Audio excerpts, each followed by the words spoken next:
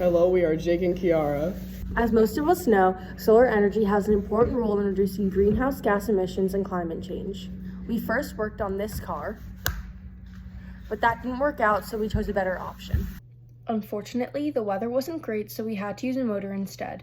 We struggled with finding a gear ratio that worked, but a day before testing, we found the perfect one and we were all set.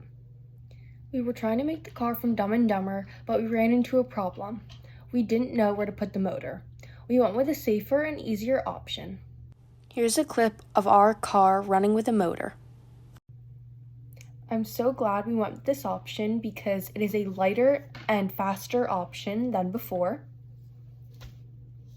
Once me and my partner Jake agreed on not doing the car from Dumb and Dumber, we decided to go with an easier option. We chose to go with the wood plank because it was going to be a faster and easier option.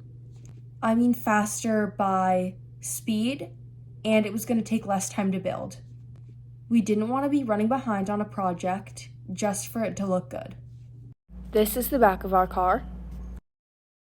This is the top of our car. And this is a picture of the side and the gear ratio.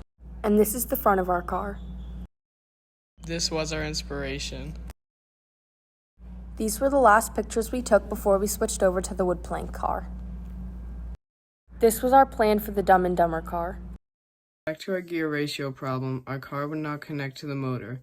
We were having trial and error with finding the correct ratio. One day it would work and the next day it wouldn't. It was a huge relief when we finally found one that would stick to our motor. The one thing that I think me and Kiara would both agree on is changing the design or the look of the car.